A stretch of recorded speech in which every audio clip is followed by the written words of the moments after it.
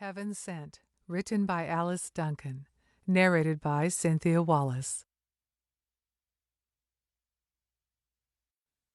Prologue. Santa Angelica, California, August 1897.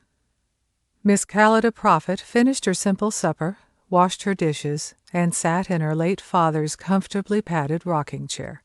Monster, her aptly named black cat, jumped onto her lap as soon as he figured she was set for the evening and commenced purring. With no more thought than she might have given to watering a flower, Callie opened the letter little Becky Lockhart had addressed to her mother in heaven. Tampering with the U.S. mail was a felony, but Callie, rural postal carrier for Santa Angelica, California, wasn't worried. All Callie cared about was that, by reading and answering Becky's letters to her dead mama, she might be helping the poor girl cope with her terrible loss. Anyhow, Mr. Wilson, the Santa Angelica postmaster, had sanctioned Callie's intention to respond to Becky's letters. The entire town of Santa Angelica knew how huge a blow the loss of Anne Lockhart had been to Anne's daughter.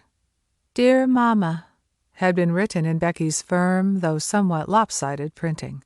"I miss you lots. Papa didn't come down to breakfast today. He didn't eat his dinner yesterday. I miss you.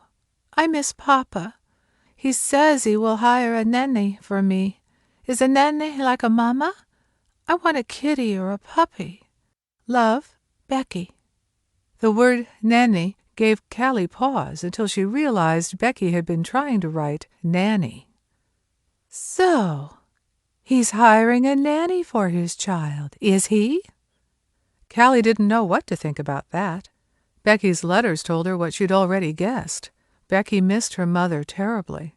Worse, she missed her father, though he still resided in the house in which Becky lived.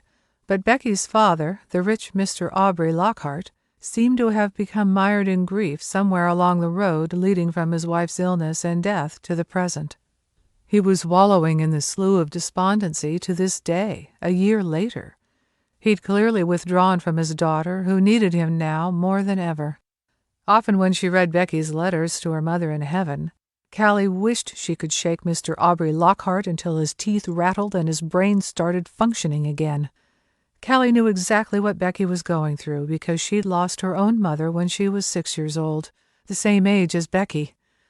But Callie, unlike Becky, had had two wonderful sisters, a compassionate older brother, and a loving father to comfort her. Poor Becky sometimes wrote about how nice the Lockhart housekeeper, Mrs. Granger, was. But the only messages her letters ever contained about her father were that he was hiding out somewhere in his own personal hell and ignoring Becky. She didn't use those words, of course, but Callie could read between the lopsided lines. And that, in a nutshell, was the reason Callie had started answering Becky's letters to heaven with letters of her own and signing them Mama. Somebody had to pay attention to a little girl's loneliness and distress. Somebody needed to reassure her that her mother had loved her beyond anything. Somebody had to persuade the child that life could be good, even when one did lose the person one loved best in the world. And, since Becky's father didn't seem inclined to interrupt his own selfish suffering to offer assistance to his daughter, Callie tried her best to do the job for him. "Stupid man," Callie grumbled. It shouldn't take a genius to understand that he and Becky could be of enormous help to each other in coming to terms with Mrs. Lockhart's death. Anne Lockhart, the mama Becky missed so much, had been sick for a long time, suffering from some sort of wasting illness that had eaten her up inside and sapped her strength, until she'd at last been confined to her bed. She'd been the talk of the small village of Santa Angelica for almost 2 years before her ultimate demise. She was still talked about, with sad shakes of heads and dolorous sighs. The whole town had mourned her death. Most Santa Angelicans had attended her funeral, Callie among them. Anne Lockhart had, by all reports, been a truly good person. Everything Callie had ever heard about Anne bespoke a generous, gentle, good-natured, loving woman who had adored her husband and daughter.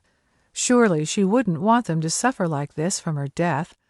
She would especially hate it that Mr. Lockhart had forsaken his daughter just when she needed him most.